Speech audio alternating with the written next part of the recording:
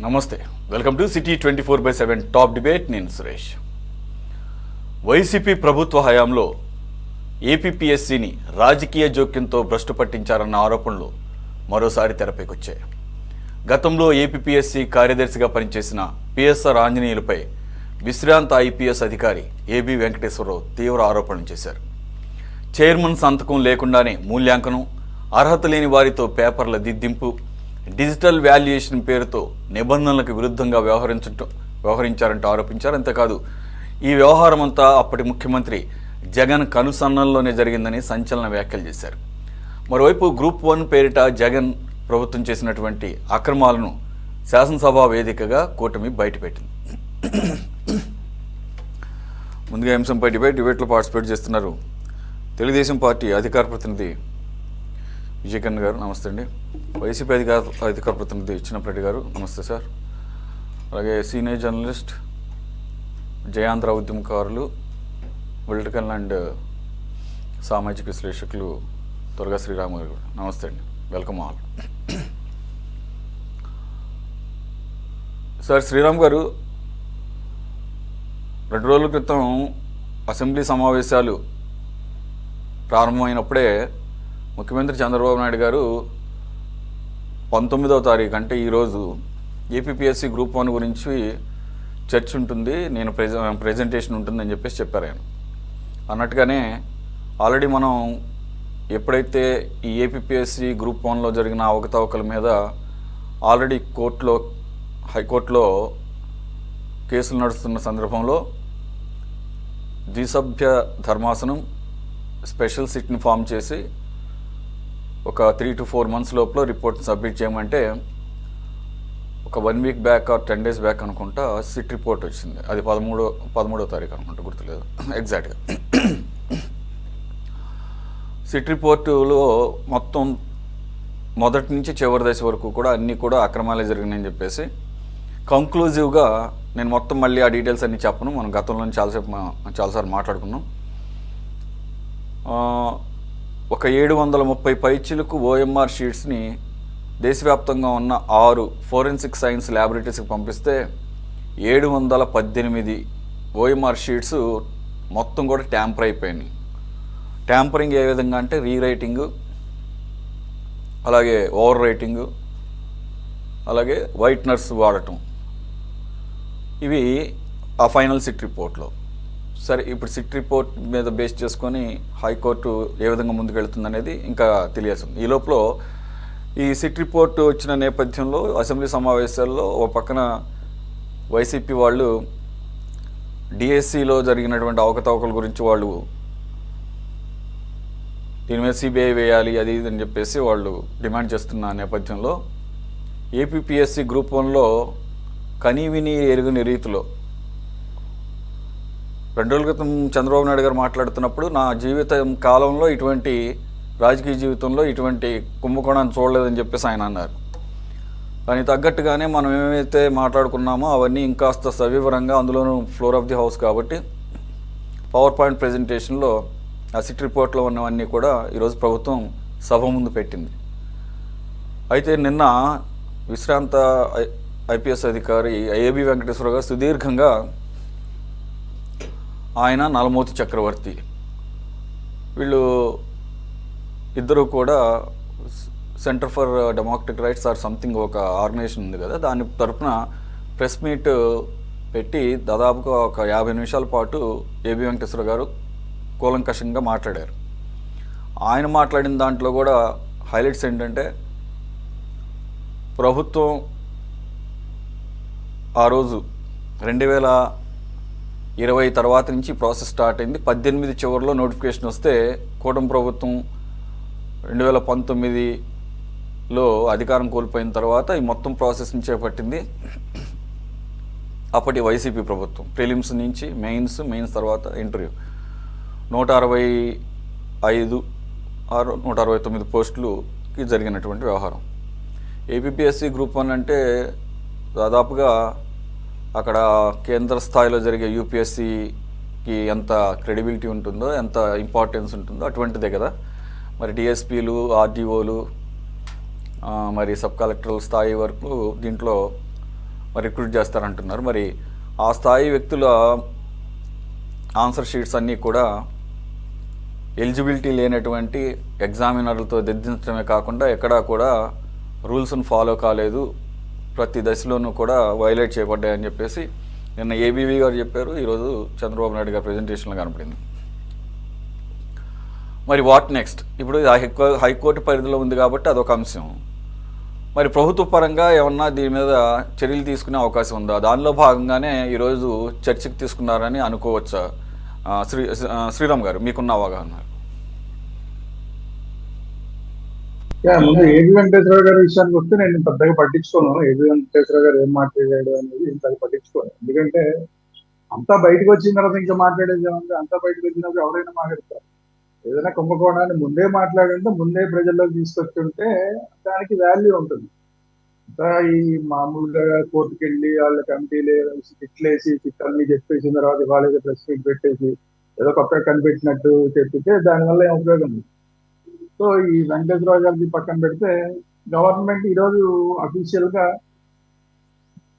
నేను చివరిలో ఆయన డిమాండ్ ఏంటంటే, నా వాయిస్ రావట్లేదు సార్, వస్తుందా ఇప్పుడు? ఓకేనా? ఇప్పుడు ఓకేనా సార్? ఓకే. ఆయన చివరిలో ఆయన మెయిన్ డిమాండ్, దీంట్లో క్లియర్ అబ్జర్వేషన్ ఏంటంటే హైలైట్ చేసింది, పిఎస్ఆర్ ఆంజనేయులు ఈ మొత్తం వ్యవహారం నడిపించారని చెప్పేసి ఆయన మీద చర్యలు తీసుకున్నారు, అరెస్ట్ చేశారు, సరే బెయిల్ మీద ఉన్నాడు. మరి ఆయన ఆ తర్వాత వచ్చినటువంటి గౌతమ్ సవాంగ్ని ఎందుకని కనీసం ప్రశ్నించడం కూడా ప్రశ్నించలేదు? ఆయన ఎందుకు వదిలేశారు? ఆయన కదా చైర్మన్గా ఉన్నాడు తర్వాత దశలో అనేది ఆయన లేవనెత్తున్నటువంటి కీలకమైనటువంటి అంశం. Being a ex IPS officer, retired IPS officer, he pointed out that clearly because both PSR and Gautam Sawang they are also IPS officers. కాబట్టి ఈయన మరి ఆ క్యాడర్లో పనిచేసిన వ్యక్తిగా మరి దాన్ని మెయిన్గా ఆయన హైలైట్ చేసి డిమాండ్ చేసిన పరిస్థితి సార్. డిమాండ్ చేయడం తప్పేం లేదు. ఖచ్చితంగా ఈ విషయం మీద ఖచ్చితంగా ప్రభుత్వం దృష్టి పెట్టాల్సిన అవసరం అయితే ఉంది. అయితే ఓవరాల్ గా ఇవాళ కూడా ప్రభుత్వం తరఫున ముఖ్యమంత్రి గారు మాట్లాడుతూ కూడా అది ఏం జరిగింది, ఎలా జరిగింది అని చెప్పుకుంటూ వస్తున్నారు తప్ప దాని మీద ఏం చర్యలు తీసుకుంటాం అనే దాన్ని చెప్పట్లేదు. ఇది కదా సమస్య. మొదటి నుంచి కూడా ఈ ప్రభుత్వంలో, కూటమి ప్రభుత్వం వచ్చిన తర్వాత సమస్య ఇదే. అది మంచి ప్రభుత్వం అన్న మాట చాటున చాలా మంది తప్పించుకుంటున్నారు. ఇది ఇబ్బందికరమైన అంశం. అసలు ఏంటంటే అసలు అంత ఘోరంగా ఏబిఎస్సిలో అసలు హాయ్లాండ్ అంటేనే అదే ఒక వివాదాస్పదమైన ప్రదేశం అది. ఎందుకంటే దాని మీదే చాలా కేసులు ఉన్నాయి. ఆ ప్రాంతం అది ఎవరిది ఏంటి అనేది రకరకాలుగా ఉన్నది. సో అలాంటి చోట ఒక వివాదాస్పదమైన ప్రదేశంలో అసలు ఇవన్నీ పెట్టడం ఏంటి, అన్ని రోజులు అక్కడ ఈ మూల్యాంకన షీట్లన్నీ అక్కడ పెట్టడం ఏంటి, దాని మీద ట్యాంపరింగ్ జరగడం ఏంటి, ఇంకా ఇవాళ మాట్లాడుతున్న దాంట్లో ఏమన్నా ముఖ్యమంత్రి గారు మాట్లాడుతున్న దాంట్లోనే చూశాను. దిద్దిన వాళ్ళందరూ ప్లంబర్లు అంటారు. అసలు ప్లంబర్లు చెప్పడం ఏంటండి? ఏపీఎస్సి అది మీరేమో ఆర్డీఓలు అంటారు, డిఎస్పీలు అంటారు. అంటే వీళ్ళ స్థాయి ప్లంబర్ల కన్నా తక్కువ స్థాయి. నాకు అర్థం కాదు. వాళ్ళు ప్లంబర్లు తినడం చిత్రం కాకపోతే, అంటే ఇంత దుర్మార్గాలు జరిగిన చోట ఖచ్చితంగా దీని మీద చర్యలు తీసుకోకపోతే అది కోర్టు ద్వారా చర్య తీసుకుంటారు. కోర్టు చెప్పిన తర్వాత తీసుకుంటారా, ముందే తీసుకుంటారా? చర్యలు తీసుకోకపోతే మాత్రం రాంగ్ ఇన్ఫర్మేషన్ వెళ్తుంది ప్రజల్లోకి, రాంగ్ మెసేజ్ వెళ్తుంది. అందుకనే ఇప్పుడు ఏబి వెంకటేశ్వరరావు గారు అడుగుతుంది కూడా అదే, రాంగ్ మెసేజ్ వెళ్తోంది అన్నది ఆయన ఉద్దేశం. ఎందుకంటే ఒకళ్ళ మీద చర్యలు తీసుకున్నారు, ఇంకా మిగతా వాళ్ళ మీద చర్యలు తీసుకోవడానికి ఎందుకు మీరు వెనకాడుతున్నారు? ఒకళ్ళ మీద మీకు ప్రేమ ఏంటి, ఒకళ్ళ మీద మీరు ద్వేషం ఏంటి? చూసారా ఇప్పుడు ఏబి వెంకటేశ్వరరావు గారు చంద్రబాబు నాయుడు గారితో కలిసి పనిచేసిన వ్యక్తి, ఆ టైంలో ఇంటెలిజెన్స్ చీఫ్ గా పనిచేసిన వ్యక్తి. సరే ఈరోజు బయట వేరేగా మాట్లాడచ్చు, కానీ ఏదైనా కూడా ఈ రోజు ఆయనే రాంగ్ మెసేజ్ వెళ్తోంది ప్రజల్లోకి అన్నట్లాగా మాట్లాడుతున్న సందర్భంలో ప్రభుత్వం జాగ్రత్త పడాలి. వైసీపీ పార్టీ వాళ్ళు మరి ఇప్పుడు డిఎస్సి మీద అదే సిబిఐ వేయాలి, అది వేయాలి, ఇది వేయాలంటున్నారు. మరి దీని మీద ఏమి వేయాలి? ఎంత ఘోరంగా జరిగితే ప్లంబర్లు దిద్దితే సరే ఏదో స్పోర్ట్స్ కోటాలో ఏదో జరిగింది అవి చెప్తున్నారు. సరే ఓకే, వాళ్ళ పాయింట్ ఆఫ్ వ్యూలో వాళ్ళు ఏదో చెప్తున్నారు, నేనేం కాదన్నా. కానీ అది వేరే చర్చ కాబట్టి ఇప్పుడు ఆ చర్చలోకి నేను వెళ్ళను. కానీ ఇక ఏకంగా ఇక్కడ ప్లంబర్లే దిద్దితే దాన్ని ఓఎంఆర్ షీట్ల మీద ఏకంగా వైట్నర్లే పెట్టేశారని చెప్పి ల్యాబ్ రిపోర్ట్లే వచ్చిన తర్వాత అసలు దీని మీద ఏ స్థాయిలో అసలు దీని మీద ఎంక్వైరీలు వేయాలి? ఇంకా సరే కోర్టు ఏదో నడుస్తోంది, ఇంకా సిబిఐలు ఇంకా ఇంకోటి ఏదో ఇంకా అన్ని ఏదైనా అడగచ్చు కదా. మరి తెలుగుదేశం పార్టీ మరి ఇప్పుడు దాకా ఏం అడగట్లేదు. వాళ్ళు పాపం అడగడానికి మరి నోరు రావట్లేదో ఏంటి? మంచి ప్రభుత్వం, మరీ ఎక్కువ మంచి ప్రభుత్వం అయిపోతున్నట్టుంది. నోరు రావట్లేదు. వాళ్ళేమో ప్రతిదానికి సిబిఐనో ఇంకోటనో ఏదో ప్రతిపక్షంగా వాళ్ళు అడగాల్సిందని అడుగుతున్నారు. మరి వీళ్ళు అక్కడ వైసీపీ వాళ్ళు రెడ్ హ్యాండెడ్ గా దొరికిపోయారు అన్నప్పుడు, వైసీపీ మీన్స్ ఆ ప్రభుత్వంలో తప్పులు జరిగినాయని అంత క్లియర్ గా కనబడుతున్న సందర్భంలో తెలుగుదేశం వాళ్ళు ఏనాడు సిబిఐ అన్నట్టు కానీ ఇంకోటి అన్నారు, ఏ సిట్టింగ్ జడ్జినో రాజకీయంగా జనరల్ గా మాట్లాడుతున్నారు. మరి అది కూడా మాట్లాడట్లేదు. అంటే నేను చెప్పదలుచుకుంది ఏంటంటే, మంచి ప్రభుత్వాన్ని చెప్పుకుంటే పైకి కుదరదు. కఠినంగా ఎక్కడన్నా తప్పులు జరిగితే కనుక ఖచ్చితంగా చర్యలు తీసుకోవాలి. చర్యలు తీసుకోకపోతే రాంగ్ మెసేజ్ అవుతుంది. ఇందులో చాలా క్లియర్ గా కనబడుతుంది. సరే వీళ్ళు తర్వాత ఈ ప్రభుత్వం తరపు నుంచి మళ్ళీ ఎవరన్నా దాన్ని మళ్ళీ హైకోర్టు నుంచి సుప్రీంకోర్టు దాకా వెళ్తారా? ఏం జరుగుతుంది? ఎందుకంటే ఇప్పుడు అందరికీ ఈ ప్రభుత్వంలో అందరికీ అవకాశం ఇస్తున్నారు. అసలు అరెస్ట్లే చేయకుండా సుప్రీంకోర్టు కూడా వాళ్ళకి మేము బెయిల్ పంపండి అనే దాకా వెయిట్ చేసి ఆ తర్వాత అరెస్ట్ చేసామంటున్నారు. అలాగా దీని మీద కూడా మొత్తం అంతా అయిన తర్వాత సుప్రీంకోర్టు ఇవన్నీ అయ్యేదానికి కూడా ఆగుతారా? అవి కూడా ఆగితే కనుక ఈ ప్రభుత్వం టైం అయిపోతుంది. అప్పుడు ఏమవుతుంది? మెసేజ్ ఏమవుతుంది? ఇలాంటివి రెడ్ హ్యాండెడ్ గా కనబడుతున్నప్పుడు కూడా తప్పులు జరిగినాయని చెప్పి కోర్టు ద్వారా వేసి చిట్లు చెప్పిన తర్వాత కూడా మీరు చర్యలు తీసుకోకపోతే వాళ్ళకి ఎంత నష్టం జరుగుతుందని పక్కన పెడితే ఖచ్చితంగా కూటమి మీద ఖచ్చితంగా రిమార్క్ పడుతుంది. ఎందుకంటే ఎందుకున్నది దేనికి? ఇలాంటి తప్పులు అప్పుడు జరిగినాయని వాళ్ళకి 11 ఇచ్చారు, మీకు ఇన్ని ఎక్కువ ఇచ్చారు. అయినా సరే మేము మంచిగానే ఉంటాం, వాళ్ళ జోలికి వాళ్ళ తప్పులు చేసినా కూడా వాళ్ళని చూపించుకున్నట్టు ఊరుకుంటామంటే మళ్ళీ మీ పరిస్థితి ఏమవుతుంది అనేది, ఎందుకు మిమ్మల్ని ఎన్నుకున్నారో ఆ పని మీరు చేయకపోతే ఈ పరిస్థితి ఏమవుతుంది అనేది కూడా కొంచెం ఆలోచించుకోవాల్సిన అవసరం ఉంది.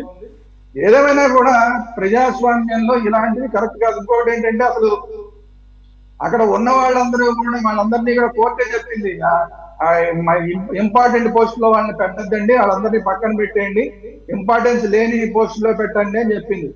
అంటే రాబోయే రోజుల్లో మేము వీళ్ళందరినీ పీకి పడేస్తామని చెప్పి ఆల్మోస్ట్ కోర్టే చెప్పినట్లు లెక్క. మరి కోర్టే వాళ్ళందరినీ తీసేయండి అనే దాకా ఉంచుతారా? లేకపోతే సరే మాది మంచి ప్రభుత్వం కాబట్టి కోర్టు చెప్పినా కూడా సర్లే పాపం అలాగా వాళ్ళకి పోస్టింగ్లు వచ్చినాయి, ఆల్రెడీ కొన్నేళ్లు వాళ్ళు ఉద్యోగం చేశారు, వాళ్ళ పొట్ట కొట్టడం ఎందుకని మరి వాళ్ళని కూడా ఉంచుతారా? ఏం జరుగుతుందనేది చూడాలి. ఇప్పుడు చర్యలు ఇప్పుడు ఓవరాల్ గా ఇప్పుడు అందరి దృష్టి ఏంటంటే అక్కడ ఏం జరిగిందనే దానికన్నా కూడా ఇప్పుడు చర్యలు అందరికి ఏం జరిగినాయో తెలిసిపోయింది కాబట్టి చర్యలు ఏం తీసుకుంటారు? ఎందుకంటే నష్టం చాలా మంది జరిగింది. ఎవరో ఈ డబ్బులు పెట్టో లేదంటే ఇంకో రకంగానో ఏదో రకంగా రాంగ్ పర్సన్స్ అందరూ వెళ్ళిపోయి ఒక కుర్చీలో కూర్చుని ఉన్నారు. రైట్ పర్సన్స్ అందరూనేమో బయట కూర్చుని ఉన్నారు. వాళ్ళు ఇంకా ఉద్యోగాలు రాక బయట కూర్చుని ఉన్నారు. మరి ఈ ప్రభుత్వం రాంగ్ పర్సన్స్ తో కంటిన్యూ చేస్తుందా? వాళ్ళందరినీ పక్కన పెట్టి మళ్ళీ రైట్ పర్సన్స్ ఎవరైతే ఉంటారో వాళ్ళని తీసుకొస్తుందా? లేదంటే అసలు మొత్తమే క్యాన్సిల్ చేసి మళ్ళీ మేము ఆ మొత్తం వ్యవహారంతో క్యాన్సిల్ చేసాం, మళ్ళీ ఇంకొక పరీక్ష పెడతా ఉంటారా? ఎందుకంటే ఇవాళ రేపు వాళ్ళు ఊరుకోవట్లేదు. మళ్ళీ పరీక్ష పెడతాం, అదేదో తప్పు జరిగిపోయిందిలేండి, మళ్ళీ కొత్తగా పరీక్ష పెడతాం అంటే నీటితో ఏం జరిగిందో చూసాం మనం. నీటి విషయంలో జాతీయ స్థాయిలో ఏం జరిగిందో చూసాం. ఇవాళ రేపు అర్హత ఉన్న వాళ్ళందరూ మాటికి మీరు రాయండి, సరదాగా వచ్చి రాస్తూ మళ్ళీ చేయండి, లేదంటే మీకు మళ్ళీ ఫీజులో కొంచెం రిడక్షన్ ఇస్తాము, ఇలాంటివంటే ఎవరు ఊరుకునే పరిస్థితి లేదు. మా హక్కులు కావాలంటున్నారు. ఇవాళ అక్కడ తప్పులు జరిగి రాంగ్ పర్సన్స్ ఉన్న సందర్భంలో రైట్ పర్సన్స్ ఎవరైతే ఉన్నారో వాళ్ళకి ఇవ్వకపోతే కనుక వాళ్ళు కూడా ఆందోళన చేసే అవకాశం ఉంటుంది. కాబట్టి తర్వాత ఏంటంటే ఇలాంటి తప్పులు జరిగినప్పుడు మనం ఏదో అసెంబ్లీలో మాట్లాడేసామా లేదంటే బయట ప్రెస్ మీట్లో మాట్లాడేసామా ఇక మన పని అయిపోయిందని కాకుండా చర్యలు తీసుకోవడం అనేది ఇంపార్టెంట్ అనేది ప్రజలు నుంచి వస్తున్న డిమాండ్. రైట్. చిన్నపరెడ్డి గారు, ఇప్పుడు శ్రీరామ్ గారు మాట్లాడుతూ మరి ఇది మొత్తం క్యాన్సిల్ చేయాల్సిన పరిస్థితి ఉంటుందా అని అంటే, యాక్చువల్గా ఇది కొత్త విషయం ఏం కాదు.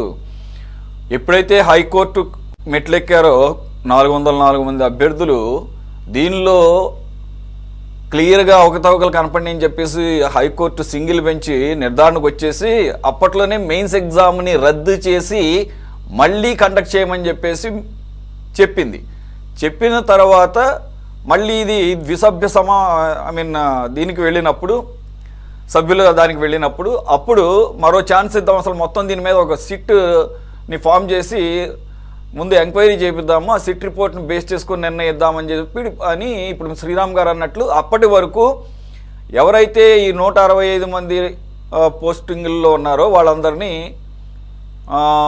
ఈ అప్రాధాన్య పోస్టులో పెట్టండి, ఎందుకనంటే వారు తీసుకునే నిర్ణయాలు మరి ఈ గవర్నెన్స్ని ఇంప్లిమెంట్ చేస్తాయి, ఎఫెక్ట్ చేస్తాయి కాబట్టి అన్న ఉద్దేశంతో. అయితే అప్పుడు కూడా ఈ ప్రభుత్వం కూడా మరి మంచి ప్రభుత్వం, మరి ఏం ప్రభుత్వం తెలియదు, లేదా చేతకాని ప్రభుత్వం తెలియదు, కానీ అప్పుడు కూడా కొంత నిర్లిప్తత ప్రదర్శించింది. మళ్ళీ కోర్టు ఇంటర్వ్యూన్ అయ్యి ఎందుకు మేము చెప్పిన తర్వాత కూడా ఇంకా ఇంత సమయం తీసుకుంటున్నారంటే ఎంత అసమర్థమైనటువంటి రిప్లై ఇచ్చారంటే కోర్టులో. నేను అప్పుడు కూడా నేను డిబేట్ చేసినప్పుడు అది కూడా ఒక పాయింట్. అది ఏంటది, మాకు ఏది ప్రాధాన్యత ఉన్నదో ఏది అప్రాధాన్యత ఉన్నదో తెలియటం లేదు, ఎలా కేటగరైజ్ చేయాలో ఎలా డివైడ్ చేయాలో అని చెప్పేసి ప్రభుత్వం తరపున సమాధానం చెప్తే హైకోర్టు నివ్వెరపోయి ఆ రకమైనటువంటి గవర్నెన్స్ ఉందన్నమాట అని చెప్పేసి అది వచ్చేవాట్లు పెడితే అప్పుడు ఏదో మరి ఇప్పుడు ఎంతవరకు పూర్తి స్థాయిలో మరి ఎంతమందిని పెట్టారో తెలియదు, అందరినీ పెట్టమంది. మరి శ్రీరామ్ గారి ఉద్దేశం చెప్పినట్లేనంటే అక్కడ హైకోర్టు ఆల్రెడీ ఒక నిర్ధారణకు వచ్చేసింది, ఇది పూర్తి స్థాయిలో ఇది మొదటి నుంచి చివరి వరకు కూడా మ్యానిపులేట్ చేయబడినటువంటి ఎగ్జామ్ అని చెప్పేసి. కాబట్టి సరే హైకోర్టు రేపు ఈ రిపోర్ట్ని ఏ రకంగా తీసుకునేదో లోపల మీరు డిఎస్సి అంటే ఏపీపీఎస్సి రూపంలో పెద్ద గుదిబండలాగా వచ్చి ఈరోజు అసెంబ్లీ మండలిలో ఇబ్బందికరమైన పరిస్థితి తీసుకొచ్చిందని చెప్పేసి విమర్శలు వస్తున్న పరిస్థితి. సరే ఏబీవీ గారు ఏమన్నారని పక్కన పెడితే ఈరోజు ప్రజెంటేషన్లో ఒక ఎగ్జాంపుల్ మాత్రం ఎక్కువసేపు తీసుకోండి. ఆఖరికి ఎగ్జామినర్స్ సెలక్షన్ విషయంలో కూడా ఎక్కడో ప్రైవేట్ వాళ్ళని తీసుకొచ్చారని, కొంతమందిని మాత్రమే దానికి అర్హత ఉన్న వాళ్ళతో ఎగ్జామినర్స్గా ఆ ప్యానెల్లో ఉంచారని, వారి ఫోన్ నంబర్లు వారి పేర్లతో సహా 2 రోజుల ముందే మూల్యాంకనం చేయక ముందే వాట్సాప్ అలాగే ఈ టెలిగ్రామ్ గ్రూపుల్లో లీక్ చేశారని, సో దట్ ఆ రకంగా కొంతమంది అభ్యర్థులు ఈ ఎగ్జామినర్స్లకు ఫోన్ కూడా చేశారని ఒక ఎగ్జాంపుల్ చెప్పారు. ఒక లేడీ ప్రొఫెసర్ లెక్చరరు, ఆవిడ పొలిటికల్ సైన్స్ అట, పేరుతో సహా ఉంది కానీ నాకు గుర్తులేదు, చెప్పాల్సినంత ఇది కూడా లేదు కానీ ఎందుకంటే అది అసెంబ్లీలోనే ప్లే చేశారు. ఆవిడ ఈ ఎంక్వైరీ జరుగుతున్న సమయంలో ఆవిడ చెప్పారట, నాకు ఒక అభ్యర్థి నుంచి ఫోన్ కాల్ వచ్చింది, తనకు ఫేవర్ చేయమని చెప్పేసి తను నిరాకరించినట్లు, అంటే ఆవిడికి ఏవో ప్రలోభ పెట్టడానికి ప్రయత్నం చేశారని కూడా చెప్పిందని చెప్పేసి ఈ రిపోర్ట్లోనే ఉన్నాయి ఇవన్నీ. సో ఏమంటారు చిన్నపరెడ్డి గారు, మీకు అసలు డిఎస్సి మీద ఎటువంటి ఆరోపణలు పెద్దగా వినపట్టడం లేదు, ఓన్లీ ఇది వైసీపీ మాత్రమే భుజానెత్తుకుందని చెప్పేసి దాదాపుగా ఒక అభ్యర్థులే ఒక దీనికి వచ్చిన సందర్భంలో ఇప్పుడు ఏపీపీఎస్సి గ్రూప్ 1 గురించి లెంపలేసుకుంటారా లేదా? సార్ ప్యానల్ సభ్యులకు అలాగే ఏపీ హలో వాయిస్ రావట్లేదు చూడండి చిన్నపరెడ్డి గారిని బీసీఆర్ సార్ సిటీ 24 అందరూ కూడా నమస్కారం సార్. సార్ ఇన్ని చెప్పారు కదా, ప్రభుత్వం ఇన్ని చెప్పింది, పోనీ కనీసం మన డిబేట్లోనన్నా కూడా మనందరం కూడా డిఎస్సికి అలా అయితే సిబిఐ విచారణ కోరుతున్నాము, దీనికి కూడా సిబిఐ విచారణ కోరదాము, రెండింటిని విచారణ చేయమని వైఎస్ఆర్ కాంగ్రెస్ పార్టీ కోరుతుంది.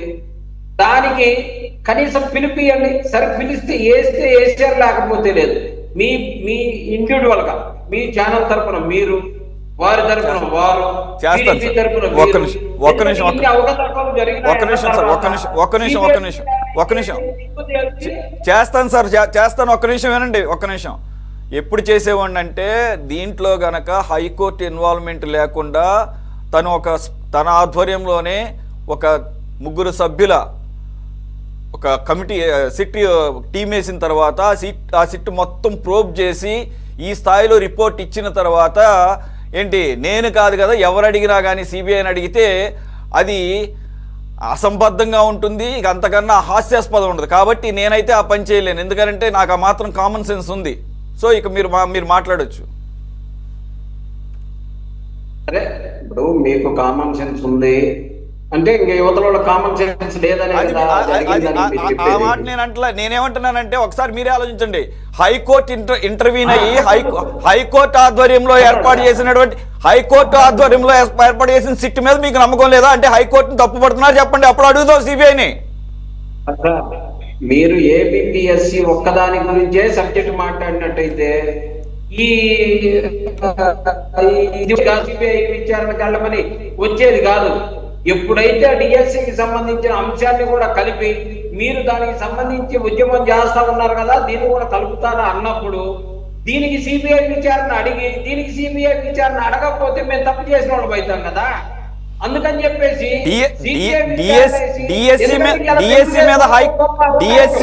డిఎస్సి మీద హైకోర్టులో ఎటువంటి అభ్యంతరాలు లేవండి. కోర్టులు ఏమో ఆపమని చెప్పలేదు, దీంట్లో అవకతవకలు జరిగినాయని చెప్పేసి హైకోర్టు కానీ ఏ కోర్టు కూడా చెప్పలేదు. ఏపీఎస్సి అలా కాదు. ఏపీఎస్సి విషయంలో సురేష్ గారు హైకోర్టులో సబ్జెక్ట్ కోర్టులో ఉందా లేదా? ఏముంది? మీరు వేసిందా? మీ ఎమ్మెల్యే వేసిందా? డిఎస్సికి సంబంధించి అభ్యర్థులు వేసినాయి కానీ ప్రైవేట్ వాళ్ళు వేసినాయి కానీ అసలు ఏ కేసు లేదా ఆ హైకోర్టులో? ఆల్రెడీ హైకోర్టు చెప్పింది కదండి, అలాగే ప్రభుత్వం తరపు నుంచి స్టేట్మెంట్ వచ్చింది కదా, అవన్నీ క్లియర్ చేసుకున్న తర్వాతే కదా. మీ పెండింగ్ ఏమన్నా ఉంటే మీ ఎమ్మెల్సీ వేసాడు కదా, పర్వతనేని, ఆయన పేరు ఏదో ఉంది కదా, చంద్రశేఖర్ రెడ్డి గారు, ఆయన వేసిన దాన్ని కూడా హైకోర్టు అక్షంతలు వేసిందిగా. మీరు వెనక్కి తీసుకుంటారా ఈ పిటిషన్ ని, లేదంటే కొట్టివేయమంటారా అని అంటే కొంత టైం అడిగారు, అదొక్కటే పెండింగ్ లో ఉన్నట్టుంది. అప్పుడు కూడా ఏం వ్యాఖ్యానాలు చేసింది? మీరెందుకు వస్తున్నారు?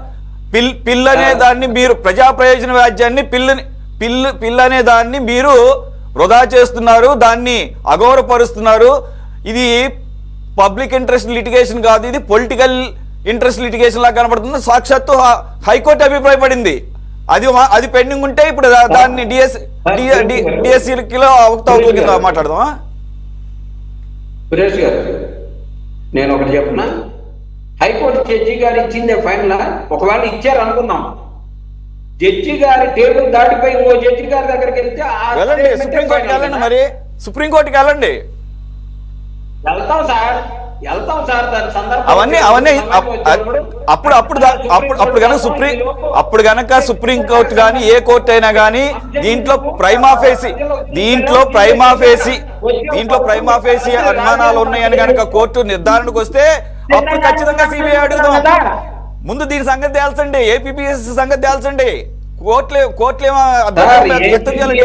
సంబంధించి మాత్రమే మాట్లాడున్నట్టయితే ఖచ్చితంగా వైఎస్ఆర్ కాంగ్రెస్ పార్టీ ఖచ్చితంగా ఏపీఎస్సికి సంబంధించి మాత్రమే మాట్లాడేది. మీరు ఎప్పుడైతే డిఎస్సికి సంబంధించి సిబిఐ విచారణ అడుగుతున్నారు కదా, మరి పనిలో పనిగా ఇది ఒకటి వచ్చింది కదా.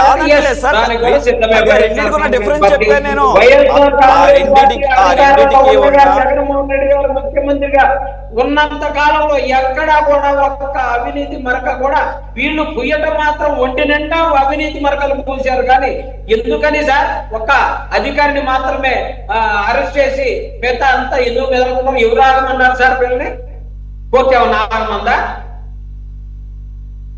పోనీ అధికారులు ఒక్కడే ఆయన ఒక్కడే చేశాడా?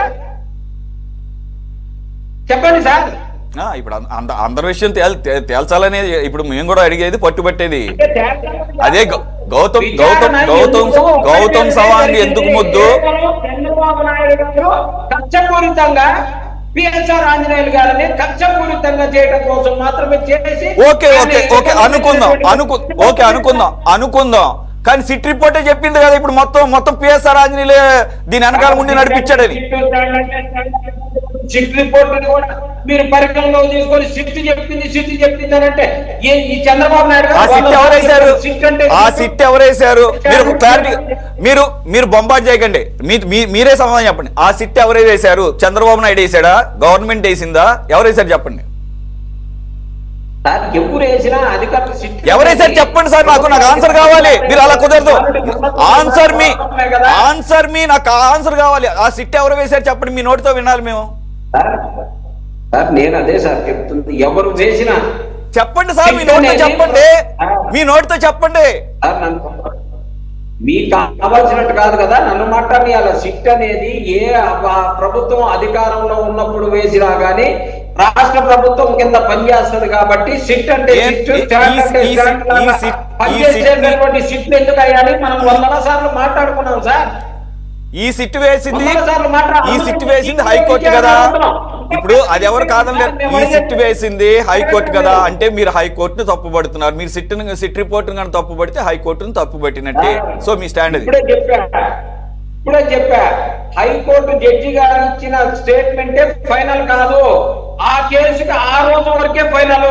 ఇంకొక జడ్జి ఇంకో తీర్పు ఇస్తే అదే ఫైనల్. అది కూడా వాస్తవం తెలియదు. మరి ఓకే రైట్ ఓకే కాదంట్లా. అలాగే మరి ఇవే కోర్టులు హాయ్లాండ్ లో మూల్యాంకనం జరిగినట్టు మా దృష్టికి వచ్చిందని అంటే రిటర్న్ గా అఫిడవిట్ ప్రభుత్వం తరపున మేము హాయ్లాండ్ లో మూల్యాంకనం చేయలేదని ఎందుకు చెప్పారు? మరి ఇప్పుడు హాయ్లాండ్ లో మూల్యాంకనం జరిగిందని చెప్పేసి నిర్ధారణ అయింది కదా. ఏంటి అబద్ధాలు, ఏంటి దిద్దుబాట్లు? విచారణ అడుగుతుంది అదే కదా సార్. సిబిఐ విచారణ ఏమని మేము అడుగుతా ఉన్నాం. మేమేమి వైఎస్ఆర్ కాంగ్రెస్ పార్టీ అధికారంలో ఉన్నటువంటి వాటికి సంబంధించి విచారణ వేయొద్దని మేము అంటలే. ప్రతి దానికి మీరు 100 క్వశ్చన్లు అడిగినా 100 క్వశ్చన్లకి సిబిఐ విచారణ అడుగుతున్నాం కదా మేము. Okay okay right. దాని మీద మాట్లాడే దమ్ముందేమో వాళ్ళని అడగమంటున్నా సార్. నేను తెలుగుదేశానికి కానీ పెద్దలు శ్రీరామ్ గారికి ప్రతి ఒక్కరు కూడా చెప్పేది ఒకటే, మనం నిజాన్ని నిగ్గు తేల్చండి, సిబిఐ విచారణ అడగండి. ప్రతి ఒక్కళ్ళు ఒత్తిడి చేయండి ప్రభుత్వం మీద. సిబిఐ విచారణ చేసి 2 ఎగ్జామ్స్ మీద, డిఎస్సి మీద కానీ ఏపీఎస్సి మీద కానీ విచారణ చేసి ప్రజలకు ఎవరికైతే దానికి సంబంధించిన వారందరూ కూడా న్యాయం జరిగేలా చేయమని వైఎస్ఆర్ కాంగ్రెస్ పార్టీ కోరుతుంది. అలాంటి కోరిక వాళ్ళు కోరగలరేమో ఒకసారి వారి నోటి నుంచి మీ నోటి నుంచి చెప్పమని మేము కోరుతున్నాం. Right okay.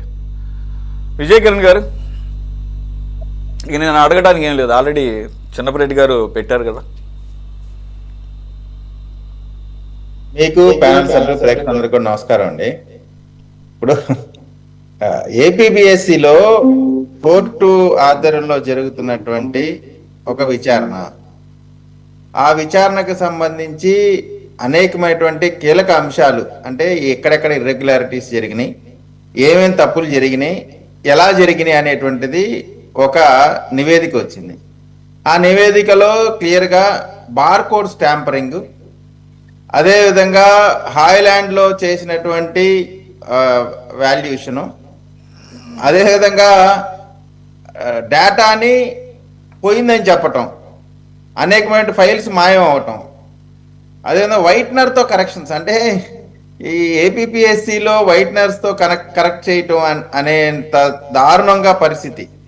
తర్వాత సబ్జెక్ట్ స్పెషలిస్ట్, ఇప్పుడు మనం ఏదైనా ఒక పేపర్ని వాల్యుయేషన్ ఇస్తే దానికి సబ్జెక్ట్ ఎక్స్పర్ట్స్తో చేపిస్తారు ఎవరైనా. జనరల్గా 10th క్లాస్ అయినా, ఇంటర్ అయినా, 7th ఏదైనా జనరల్ కామన్ ఫినామినా అది కాకుండా ప్రతి ఓడితో దారిని పోయే దానితో ఎవరికి వాళ్ళకి అనుకూలంగా కావాల్సినటువంటి వాళ్ళందరితో వాల్యుయేషన్ చేపించారు. ఇట్లా స్పెసిఫిక్గా ఏ తప్పు జరిగింది, ఎక్కడ జరిగింది అనేటువంటి దానిపైన నిర్దిష్టమైనటువంటి ఇన్వెస్టిగేషన్లో వచ్చినటువంటి అంశాలు. దీని కోర్టు కూడా అనేక సార్లు దీంట్లో ఇంటర్వ్యూన్ అయింది. ఆ డిజిటల్ వాల్యుయేషన్ అప్పుడు కానీ, లేదు మాన్యువల్ అప్పుడు కానీ, వాటి క్వశ్చన్ పేపర్ తీసుకెళ్లే సిస్టంలో కానీ కనీసమైనటువంటి జాగ్రత్తలు లేకుండా చేయటం, ఆ వాల్యుయేషన్ చేసేటప్పుడు కూడా ఎవరు ఇష్టపడినట్టు వాళ్ళు చేయటం, అంటే చైర్మన్ సంతకం లేకుండానే ఆర్డర్స్ రావటం, ఇట్లా అనేకమైనటువంటి తప్పిదాలతో కూడినటువంటి ఏపీపీఎస్సి నియామకాలకు సంబంధించి పట్టపగలు దొంగలుగా దొరికిపోయి ఎక్కడా కూడా నిర్దిష్టమైనటువంటి ఆరోపణ చేసే అవకాశం లేకుండా డిఎస్సిలో దరిదాపుగా 300 పైచిలకు కేసులు వేసిన అన్ని కేసులు కూడా కోర్టులో ఎక్కడా వాళ్ళకొక్క రిలాక్సేషన్ కూడా రాకుండా 148 రోజుల్లోనే ఉద్యోగ ప్రక్రియ పూర్తి చేసి ఇప్పటికే 8-9 నెలల నుంచి ఉద్యోగాలు చేసుకున్నటువంటి టీచర్స్ ఒక పక్కన ఉంటే వారేదో కొనుక్కున్నారు కానీ కాసేపు అంటారు, కాసేపు ఏమో పేపర్ లీకేజ్ అంటారు, కాసేపు ఏమో సర్టిఫికేట్లు రాంగ్ అంటారు. అంటే కోర్టులు కూడా వీళ్ళు చేసినటువంటి ప్రతి ఆరోపణని కూడా, ఇప్పుడు మనం ఒక ఆరోపణ చేస్తున్నామంటే హైకోర్టు కానీ ఎక్కడ కానీ వెళ్తే ఇదిగోండి ఇక్కడ జరిగిన మిస్టేక్ ఇది, ఈ హాల్ టికెట్ నెంబరు ఈ విధంగా జరిగింది అనేటువంటిది వాళ్ళు చెప్పాలా. ఎక్కడ చెప్పారు? జగన్మోహన్ రెడ్డి గారితో మీటింగ్ జరిగినప్పుడు కొంతమంది ఇదిగో నాకు ఈ ర్యాంక్ వచ్చింది అయినా కానీ నాకు ఉద్యోగం ఇవ్వలేదు, నాకు గోల్డ్ మెడల్ వచ్చింది అయినా కానీ ఉద్యోగం ఇవ్వలేదు అనేటువంటి తప్పుడు మాటలు చెప్పారు. నీకు గోల్డ్ మెడల్ వస్తే నీకు సిల్వర్ మెడల్ వచ్చిందని మాత్రమే నువ్వు అప్లోడ్ చేస్తే దానికి ఎవరు బాధ్యులు?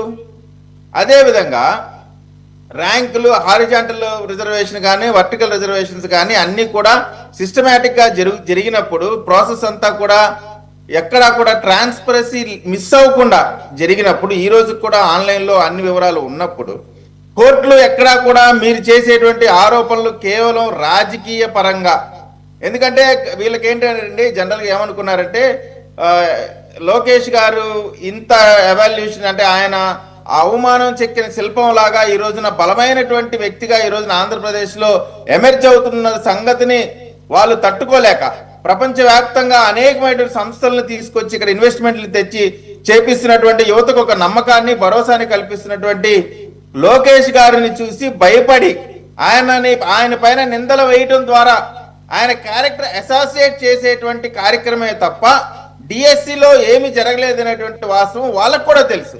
ఎందుకంటే కోర్టులో చెప్తున్నారు మీరు చేసినటువంటి ఆరోపణలో ఎక్కడా కూడా మినిమం ఆధారాలు లేవు. పోనీ హైకోర్టులో యాక్సెప్ట్ చేయలేదు, ఏం చేస్తారండి? ఇప్పుడు చెప్తున్నారు హైకోర్టే ఫైనలా అంటున్నారు. కాదు కదా, మరి సుప్రీంకోర్టుకు మీరు ఎందుకు వెళ్ళలేదు? అప్పుడు మాత్రం అంటే వీళ్ళకి ఆంధ్రప్రదేశ్లో ఉన్న అధికారుల పైన నమ్మకం లేదు, హైకోర్టు ఆంధ్రప్రదేశ్కు సంబంధించిన హైకోర్టు తీర్పుల పైన నమ్మకం లేదు, సిట్టు ఏర్పాటు చేసిన హైకోర్టు పర్యవేక్షణలో ఏర్పాటు చేసినటువంటి సిట్టు మీద నమ్మకం లేదు. ఊరికే నోట్లో వస్తుంది సిట్టు స్టాండ్, జనరల్గా మనం అంటాం కదా సిట్టు తర్వాత స్టాండ్ తర్వాత సిట్టు, అలాగా అంటా ఉంటారు వీళ్ళు. కానీ ఆ సిట్టు స్టాండ్ వేరు, మీరు చేసిన సిట్టు స్టాండ్ వేరు.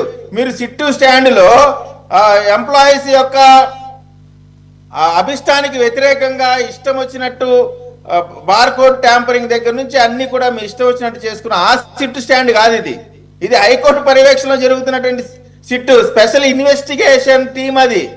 ఇదేమి కూర్చోమని చెప్పడం కాదు సిట్ అంటే. సో అదొక వివరణ మీరు ఆలోచించాల్సినటువంటి అవసరం ఉంది. ఇటువంటి పరిస్థితిలో కేవలంగా లోకేష్ గారంటే ఉండేటువంటి భయంలో వచ్చినటువంటి ఈ ఆరోపణలే తప్ప ఎక్కడా కూడా డిఎస్సిలో తప్పు జరగలేదు అనేటువంటిది వాళ్ళకు కూడా తెలుసు అనేటువంటి అంశాన్ని ఖచ్చితంగా చెప్పదలుచుకున్నాం. ఇంకా ఏపీపీఎస్సిలో సీతారామాంజనేయులు గారు చేసినటువంటి లీలలో చైర్మన్ సంతకం లేకుండా చేసినటువంటి ఇవన్నీ కూడా ప్రూవ్ అయిపోయినాయి. ఇంకా కోర్టు తీసుకోవాల్సినటువంటి నిర్ణయాలు ఇంకా ఇప్పుడు ఇన్వెస్టిగేషన్ ఇంకా అయిపోలా. ఇంకా బాస్ ఎవరో బిగ్ బాస్ వాళ్ళ బాస్ ఎవరో అన్నీ కూడా త్వరలోనే అన్నీ కూడా వస్తాయి. గౌరవనీయులు శ్రీరామ్ గారు కూడా మరీ అంత మంచి ప్రభుత్వం ఇవన్నీ మంచి ప్రభుత్వం అనే దీంట్లో నేరస్తులు తప్పించుకునేటువంటిదో లేకపోతే చేయలేకపోతున్నారనేటువంటి భావన కాదు సార్. ఒక్కటే ఏంటంటే ఈ ప్రభుత్వంలో చంద్రబాబు నాయుడు గారు ఎక్కడా కూడా దుందుడుకుగా చేసేటువంటి పరిస్థితి లేదు. ఏదైనా ప్రాసెస్ ప్రకారం చట్టబద్ధంగా ఎంత నేరస్తుడికైనా సరే వాడికి కూడా హక్కులు ఉంటాయి కాబట్టి ఆ హక్కుల్ని ఎక్కడా కాలరాయకుండా. విజయ్ కిరణ్ గారు, సాటి ఐపీఎస్ ఆఫీసర్ అయినటువంటి ఏబి వెంకటేశ్వరరావు గారు సూటిగా ఒక ప్రశ్న అడుగుతున్నారు. గౌతమ్ సవాంగ్ గారు దీంట్లో చైర్మన్గా అంటే మీ ప్రభుత్వం నియమించబడినటువంటి చైర్మన్ వెళ్ళిపోయిన తర్వాత ఆయన ప్లేస్లో వైసీపీ ప్రభుత్వం తీసుకొచ్చినటువంటి గౌతమ్ సవాంగ్ చైర్మన్గా ఉన్నప్పుడు అతన్ని ఎందుకు దీంట్లో ఇన్వాల్వ్ చేయట్లేదు, ఆయన్ని ఎందుకు కనీసంగా ఒక్కసారైనా కూడా ఆయన్ని ప్రశ్నించలేదు అనేది మౌలికమైనటువంటి అనుమానం. ఆయన ఎందుకు మీకు ముద్దయ్యాడు? సార్ ఇక్కడ మాకు ముద్దు లేదు లేకపోతే వ్యతిరేకం లేదు సార్. నేరంలో ఆయన ఇన్వాల్వ్మెంట్ మీరు చూస్తే డిజిటల్ వాల్యుయేషన్ సంబంధించిన దాంట్లో అసలు చైర్మన్ యొక్క సంతకం కూడా లేకుండా సెక్రటరీ చేసినటువంటి కార్యక్రమం బుల్డోజ్ చేసుకుంటూ వెళ్ళినటువంటి పరిస్థితి కూడా చూసాం. అంటే ఖచ్చితంగా ఇప్పుడు పూర్తి ఛార్జ్ షీట్ ఇప్పటికి ఇంకా ఫైనల్ ఛార్జ్ షీట్ కాదు, అది సప్లిమెంటరీ ఛార్జ్ షీట్ కూడా మాత్రమే అది వేశారు. ఇంకా ఫైనల్ ఛార్జ్ షీట్ అది క్లోజ్ చేయలేదు. ఖచ్చితంగా ఒకవేళ చైర్మన్ ఉంటే చైర్మన్ ఎవరిదున్నా కానీ వాళ్ళ పాత్ర ఉంటే మాత్రం ఖచ్చితంగా చట్టపరంగా వాళ్ళు అవన్నీ కూడా ఎదుర్కోవాల్సినటువంటి పరిస్థితి ఉంటుంది తప్ప అక్కడేమి గౌతమ్ సవాంగ్ గారి మీద ఏదో సాఫ్ట్ కార్నరు లేకపోతే రామాంజనేయులు గారు పిఎస్ఆర్ గారి మీద ఏదో మాకు ద్వేషం అనేటువంటి ఆలోచన లేదు. వారు చేసిన నేరాలకు సంబంధించి మాత్రమే ఈ రోజున వాళ్ళు ఇబ్బంది పడుతున్నారు తప్ప అంటే మనం చూస్తుంటే సార్ గతంలో రాజశేఖర రెడ్డి గారు మనం అంతకు ముందర ఎప్పుడు కూడా ఈ విధమైనటువంటి పరిస్థితి ఆంధ్రప్రదేశ్లో చూడాలి, ఉమ్మడి ఆంధ్రప్రదేశ్లో కానీ ఇప్పుడు కానీ వీళ్ళ ధనదాహానికి, వీళ్ళ అధికార దుర్వినియోగానికి బలైపోయినటువంటి అధికారుల యొక్క లిస్టు భారతదేశంలోనే ఎవరి వల్ల అంటే జగన్మోహన్ రెడ్డి గారి యొక్క విధానాల వల్ల, లేదా జగన్మోహన్ రెడ్డి గారి ప్రెషర్ వల్ల, లేదా ఆయనకి మంచి చేయటం ద్వారా వాళ్ళు కూడా లబ్ధి పొందేటువంటి ఆలోచనలో ఉన్న అధికారులు, ఐఏఎస్లు, ఐపీఎస్లు జగన్ గారి నేతృత్వంలో పడినటువంటి ఇబ్బందులు ఏ భారతదేశంలో ఏ ముఖ్యమంత్రి వల్ల కూడా పడలేదనేటువంటిది యథార్థమైన సత్యం. Okay okay right. మనతో జాయిన్ అయ్యారు కాంగ్రెస్ పార్టీ తరఫున అనిల్ కుమార్ గారు. నమస్తే అండి, వెల్కమ్. అనిల్ కుమార్ గారు, మీరు యూత్ వింగ్ కూడా చూస్తున్నట్టున్నారు సోషల్ మీడియా కోఆర్డినేటర్గా. మీ అబ్జర్వేషన్ ఏంటి? ఏపీపీఎస్సీ ఇప్పుడు విషయం కాదు ఇది. 2020 నుంచి 2022 వరకు మధ్యకాలంలో ప్రిలిమ్స్, మెయిన్స్, ఇంటర్వ్యూ, ఆఖరికి మార్కులు కూడా ట్యాంపరింగ్ చేశారని చెప్పేసి సిట్ రిపోర్ట్ చెప్తోంది. మరి అటు 165 మంది సెలెక్ట్ అయినటువంటి అభ్యర్థులు, లేదా ఈ అవకతవకల వల్ల నష్టపోయినటువంటి సెలెక్ట్ కాబడనటువంటి అభ్యర్థులు, ఎగ్జామ్ రాసిన వారి యొక్క భవితవ్యం, ఈ రెండు కూడా దృష్టిలో పెట్టుకోవాల్సిన అవసరం ఉంటుంది. మీ అబ్జర్వేషన్ ఏంటి? సిట్ రిపోర్ట్ అలాగే ఒకటి ఇందాకడ ఇప్పుడు వైసీపీ కానీ లేకపోతే చిన్నపరెడ్డి గారు కానీ ఒకటే మాట్లాడుతుంది సిబిఐని. ఆ అవసరం అసలు ఇక్కడ ఆ ప్రస్తావనకి ఇది ఉందా, అవకాశం ఉందా? రెండోది, చిన్నపరెడ్డి గారు మీరు ఈరోజు న్యూస్ పేపర్లో చూసారు లేదో, ఢిల్లీ నుంచి వచ్చినటువంటి ఒక మినిస్టరు లోకేష్ గారిని కలిసి డిఎస్సి దేశంలో ఎక్కడ జరిగినా కానీ అనేక రకమైనటువంటి ఆరోపణలు, అవకతవకలు జరిగాయని చెప్పేసి ఏకంగా క్యాన్సిల్ అయిపోతున్నాయి, కోర్టులు కూడా తప్పుపడుతున్నాయి. మా ఢిల్లీలో అయితే భయం వేస్తుంది మాకు డిఎస్సి వేయాలంటేనే, అడుగడుగునా కూడా ఈ రకమైనటువంటి ఇబ్బందులు ఫేస్ చేస్తున్నాము. మీరు పగడ్బందీగా నిర్వహించిన దానికి అభినందనలు తెలుపుతూనే దానికి సంబంధించి మీరు ఎటువంటి ప్రణాళిక చేశారు, అలాగే దాన్ని ఏ రకంగా ముందు తీసుకెళ్లారని చెప్పేసి నిన్న అడగడం కూడా జరిగింది. ఏది ఢిల్లీకి సంబంధించినటువంటి ఒక మినిస్టర్. కాబట్టి ఎక్కడ ఇప్పుడు జార్ఖండ్లో కానీ లేదంటే కనుక మిగిలిన రాష్ట్రాల్లో జరిగిన వాటిని కోర్టులు తప్పుపడుతున్నాయి.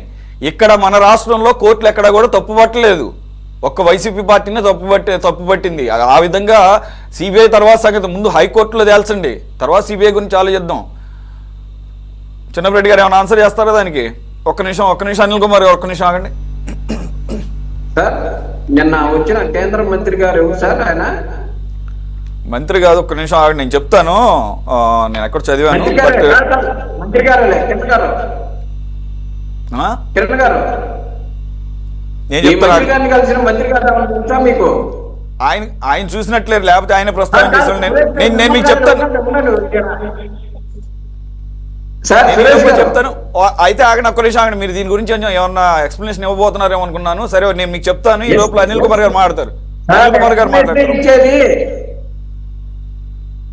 ఎక్స్ప్లెనేషన్ ఇచ్చేది వచ్చిన మంత్రి గారు ఎవరు అని అడుగుతున్నా నేను.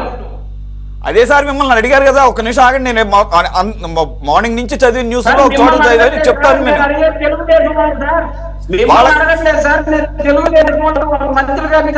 ఇప్పుడు ఆయన దృష్టికి రాలేదనుకుంటలేండి విజయ్ కిరణ్ గారు. మీకు ఏమన్నా తెలుసా? మీరు ఏమైనా చూసారా? ఈనాడు పేపర్లో వచ్చింది.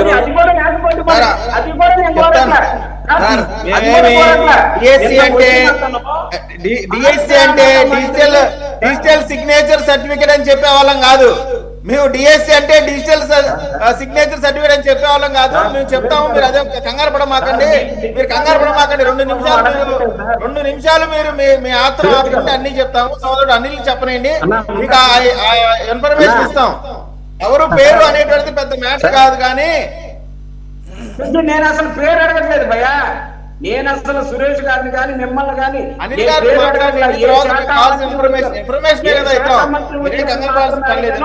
ఆయన పారిశ్రామిక శాఖ మంత్రి. ఆయన ఏదో వచ్చే 80 ఫోటో దిగి ఆయన ఇక్కడ ఇంత అద్భుతంగా ఎలా చేశారు నాయన డిఎస్సి అనేది. ఆయన విద్యాశాఖ మంత్రి వచ్చిన ఆయనకే సంబంధం, ఆయనకు సంబంధం లేని ఆయన కూడా ఎవరొచ్చి తలని వెంటనే అద్భుతాన్నంతా చూపించడం కోసం డబ్బాలన్నీ కొట్టి డిఎస్సి ఎంత అద్భుతంగా చేసామని ఈయన చెప్పాడంట. ఒకసారి మరి ఎక్స్ప్లెయిన్ చేయండి, ఢిల్లీలో ఎలా చేసుకోవాలో అర్థం కావట్లేదని చెప్పారు. సరే ఎంత సరే ఓ పని సొమ్ము చేద్దాం. ఒకసారి ఓ పని ఇదంతా చేద్దాం. కూడా నేను చూసాను సార్. ఇప్పుడు నేను particular గా చూశాను కాబట్టి ఈ సొల్లంతా ఒక నిమిషం చూశాను ఆగండి. నేను ఒక నిమిషం చెప్తా ఆగండి సార్. ఒక నిమిషం. ఢిల్లీ పరిశ్రమల శాఖ మంత్రి సర్దార్ మజిందర్ సింగ్ సిర్సా, ఓకే, ఆయన పరిశ్రమల శాఖ మంత్రి వచ్చాడు. ఇప్పుడు సరే ఆయన కాసేపు పక్కన ఉండదు. దేశవ్యాప్తంగా ఎక్కడ ఈ డిఎస్సీలు నిర్వహించినా కానీ అవి అర్ధాంతరంగా కోర్టులు ఆపేస్తున్నటువంటి పరిస్థితి. అది ఆంధ్రప్రదేశ్లో మాత్రం జరగలేదు. హైకోర్టులు కానీ ఏ కోర్టులో కూడా ఎక్కడా కూడా దీంట్లో అవకతవకలు జరిగినట్టుగా ఎక్కడ ప్రైమా ఫేసి కూడా అనుమానించలేదు. అటువంటి పరిస్థితుల్లో ఆయన ఇచ్చినటువంటి కితాబ్ అది జరుగుతుంది. మిగిలిన రాష్ట్రాల్లో అది కనపడుతుంది కదా, డిఎస్సి సరిగ్గా నిర్వహించలేకపోవడం అనేది. ఎందుకు నిర్వహించలేకపోతున్నారు కూడా నేను చెప్తాను. అనిల్ కుమార్ గారు ఇప్పటికే లేట్ అయింది. Yeah please. సార్ అందరికీ నమస్కారం. అయితే ఇప్పటి వరకు జరిగిన గత ప్రభుత్వంలో ఏపీపీఎస్సీ చిన్నపరెడ్డి గారు మీరు ఆగండి. చిన్నపరెడ్డి గారు మీరు కాసేపు ఆగండి. మీరు మాట్లాడితే మాట్లాడచ్చు, నాకేమో అభ్యంతరం లేదు. కానీ మాట్లాడే దాంట్లో కూడా పెద్దలు అది అవసరమైన విషయం వదిలేసి, అవసరమైన పాయింట్ వదిలేసి మిగతా దాని మీద చర్చ మాట్లాడేది మరి ఒకరికి సంబంధించినటువంటి సరే మీరు వారిని కీర్తించేసరికి కొంచెం కోపం వచ్చింది సహజంగా. దాన్ని అది సహజంగా జరుగుతుంది. మీరు కొంచెం సమయం పాటించాలి. ఎదుటి వాళ్ళకు కూడా మాట్లాడే అవకాశం ఒకసారి కల్పించాలి పెద్దలు. అయితే ఎప్పుడైనా సరే గతంలో ఉన్న ప్రొసీజర్ ప్రకారం ఏపీపీఎస్సీలు కండక్ట్ చేసే ఎగ్జామ్స్ 2 స్టేజెస్లోనే ఎవాల్యుయేషన్ జరుగుతుంది. దాన్ని మార్చి 3 స్టేజ్ ఎవాల్యుయేషన్ తీసుకొచ్చి డిజిటలైజేషన్ తీసుకొచ్చి దాంట్లో వీళ్ళకి కావాల్సిన వాళ్ళకి మాత్రమే ముందు వరుసలోకి తీసుకొచ్చి వాళ్ళ పేపర్స్ తారుమారు చేసి వాళ్ళ ట్యాంపరింగ్ జరిగి అక్రమంగా నియామకాలు జరిగినాయి అనేది సిట్ నివేదికలో రుజువైంది.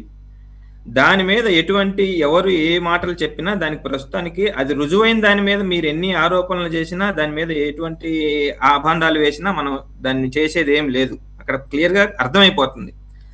తదుపరి చర్యలు ఏంటి, ఎవరైతే ఈ అక్రమాలకు పాల్పడిన వాళ్ళు ఉన్నారో దీంట్లో ఎవరెవరు సభ్యులు అందులో ఇన్వాల్వ్ అయి ఉన్నారు, ఏపీపీఎస్సీ సభ్యులు కానీ బయట రాజకీయ నాయకులు కానీ ఇతర ఎవరైతే దానికి అనుబంధంగా పార్టీలకు అనుబంధంగా ఉన్న ఏ పార్టీ ఉన్న వ్యక్తి అయినా సరే దీనికి ఎవరైతే అనుబంధంగా ఉండి ఆ అక్రమంలో పాలు పంచుకున్నారో వాళ్ళ మీద ప్రభుత్వం తక్షణమే చర్యలు తీసుకుంటేనే దీని మీద ఒక నిర్దిష్టమైన అర్థం అనేది ఉంటుంది. ఇందాక పెద్దలు చెప్పారు ముందు మాట్లాడిన వాళ్ళు, చర్యలు ఊరికే ఇది జరిగింది గత ప్రభుత్వంలో అవినీతి జరిగింది అని చెప్పుకుంటా కాలం గడిపేస్తా గత ప్రభుత్వం మీద బురద జల్లకుండా వెళ్ళిపోతే మీరు చేసిన మంచి ఏందనేది వాళ్ళ మీద ఏం చర్యలు తీసుకున్నది అనేది కూడా ప్రజలకి అర్థం అయ్యేలాగా వివరించాల్సిన అవసరం ఉంది, చూపించాల్సిన అవసరం ఉంది. వాళ్ళ మీద ఏం చర్యలు తీసుకున్నారనేది కూడా ముందు. 2, ఇక్కడ యాజ్ పర్ ప్రీవియస్ జరిగిన వాటి ప్రకారం ఇక్కడ ట్యాంపరింగ్ అత్యధికంగా జరిగింది. అంటే మెజారిటీ పేపర్స్ లో ట్యాంపరింగ్ జరిగింది, మార్కులు ట్యాంపర్ అయ్యాయి, ప్రశ్న ఆన్సర్ పత్రాలు కూడా మార్చడం జరిగిందని చెప్పేసి అర్థమవుతుంది. దీన్ని బట్టి పూర్తిగా ఆ పరీక్షని రద్దు చేస్తే ఎవరైతే నిజాయితీగా పరీక్ష రాసిన వాళ్ళు ఉన్నారో వాళ్ళకి అన్యాయం జరిగే ఆస్కారం ఉంది. దీన్ని హైకోర్టు ఏ విధంగా వాళ్ళకి ప్రభుత్వానికి ఆదేశం చేస్తుందో మరి వేచి చూడాల్సిందే. నిజానికి రద్దు చేస్తే నిజాయితీగా కష్టపడి చదివిన వాళ్ళకి అన్యాయం జరుగుతుంది. వారికి ఏదైనా నష్టపరిహారం చెల్లిస్తారా, దీని పరంగా ఏం జరుగుతుంది, వాళ్ళకి ప్రభుత్వంలో మళ్ళీ వాళ్ళకి ఎగ్జామ్ కండక్ట్ చేసినప్పుడు వీళ్ళకి ఈ అక్రమాలు చేసిన వాళ్ళకి మళ్ళీ చోటు కల్పిస్తే అది అర్థం లేకుండా పోతుంది. వాళ్ళని పూర్తిగా డీబార్ చేసేసి పరీక్షలు రాయనీయకుండా ఇటువంటి చర్యలు జరిగినప్పుడే మళ్ళీ ఎవరైనా ఇటువంటి చర్యలు పునరావృతం కాకుండా మళ్ళీ ఎవరైనా ఇటువంటి చర్యలు చేయాలంటే భయపడే విధంగా ఉంటాయి. 2, అసలు పెద్ద ఆయన వైసీపీ వాళ్ళు చిన్నపరెడ్డి గారు చెప్తున్నారు డిఎస్సి మీద కూడా జరపమని. సరే, వాళ్ళ ప్రభుత్వంలో డిఎస్సి కూడా జరిపారు వాళ్ళు, దాని మీద కూడా వాళ్ళు సిట్ నివేదిక వేయమని చెప్పి కోరుతున్నారు. దాన్ని కూడా వేస్తే మంచిదే. ప్రభుత్వం గతంలో ఇంకొక కొన్ని లక్షల ఉద్యోగాలు ఇచ్చామని చెప్పేసి ప్రచారం చేసుకున్నారు. దాంట్లో ఎంత ఈ చిన్న అంటే తక్కువ నంబర్ ఉన్న పోస్టుల్లోనే ఇంత అవినీతి జరిగితే వేలు లక్షలు ఉద్యోగాలు కల్పించామని చెప్పే గ్రూప్ పరీక్షల్లో డిఎస్సి పరీక్షల్లో కూడా అవినీతి జరిగే ఉండొచ్చు. స్థానికంగా ఎటువంటి అవినీతి జరిగింది అనేది మళ్ళీ కూడా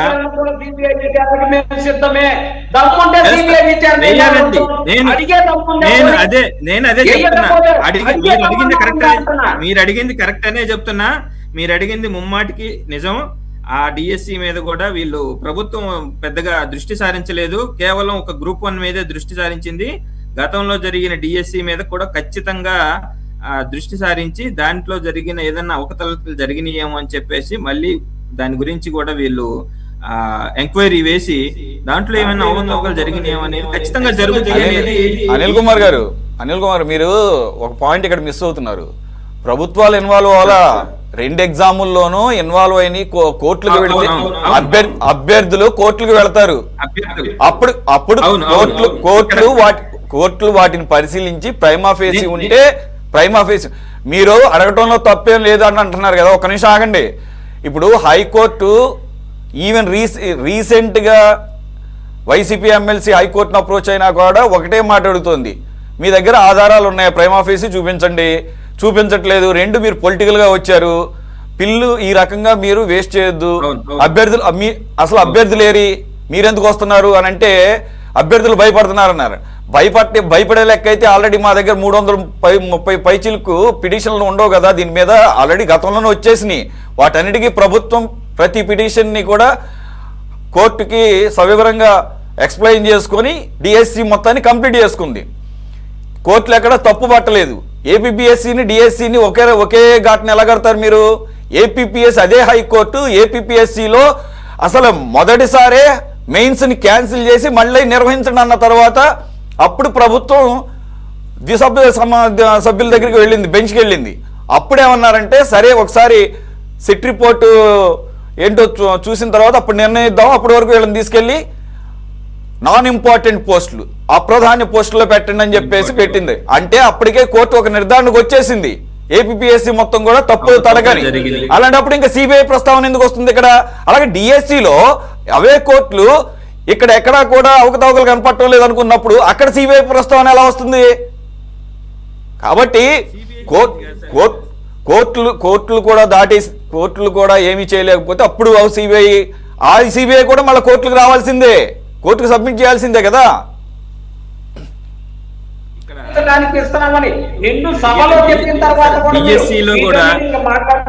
డిఎస్సిలో కూడా ఏమన్నా అక్రమాలు జరిగినాయి విచారణ చేస్తే బాగుంటుంది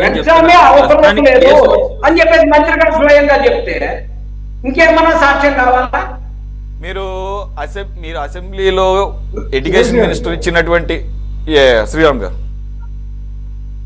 ఒక చిన్న క్లారిటీ కాంగ్రెస్ మిత్రుడి దగ్గర నుంచి చిన్న క్లారిటీ ఏంటంటే నాకేం అభ్యంతరం లేదు, ఆయన ఏం మాట్లాడినా నాకేం అభ్యంతరం లేదు. కానీ ఇంతకు ముందు ఇదే ఛానల్లో కాంగ్రెస్ తరఫున వచ్చిన మిత్రులందరూ కూడా డిఎస్సి బాగానే వచ్చింది, అక్కడ ఏం లేదని చెప్పారు. కానీ ఈ మిత్రుడు మాత్రం ఏంటి తప్పేం లేదు, ఎంక్వైరీ ఏంటంటే. అంటే నేను అడిగేది ఏంటంటే మీ అభిప్రాయం నేను కాదన్ను, అంటే నేను అడిగేది ఇది కాంగ్రెస్ స్టాండా? కాంగ్రెస్ స్టాండ్ ఏది? రెండిట్లో ఏది?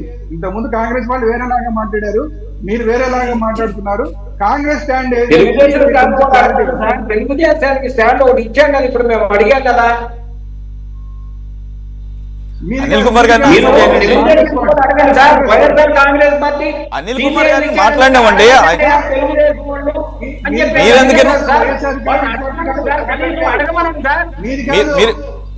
మీరెందుకు రెస్పాండ్ అవుతున్నారు? మీది కాంగ్రెస్ పార్టీ కాదు కదా, మీది వైఎస్ఆర్ కాంగ్రెస్ పార్టీ కదా, మీరు ఆగండి.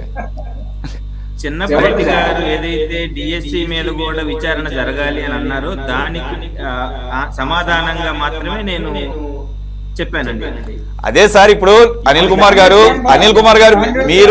మీరు కాంగ్రెస్ పార్టీ తరపున ఈ ప్యానెల్లో పాల్గొంటున్నారు, అది మీ వ్యక్తిగత అభిప్రాయమా కాంగ్రెస్ పార్టీ అభిప్రాయమా అనేది శ్రీరామ్ గారి క్వశ్చన్. మీకు పార్టీ అభిప్రాయం కాదండి, ఇది నా వ్యక్తిగత అభిప్రాయం. రైట్, అది మీరు మెన్షన్ చేస్తుంటే సరిపోయేది. ఎందుకంటే ఇంతకు ముందు ఈ డిబేట్స్కి వచ్చిన కాంగ్రెస్ ప్యానల్ వాళ్ళంతా కూడా, కాంగ్రెస్ సభ్యుల ప్రతినిధులందరూ కూడా డిఎస్సి మీద ఎటువంటి అనుమానాలు లేవు, అవి సజావుగా సాగింది అని చెప్పేసి అభిప్రాయపడ్డారు. కాబట్టి మీకు వ్యక్తిగత అభిప్రాయం ఉంటే తప్పేం లేదు, దట్స్ ఓకే.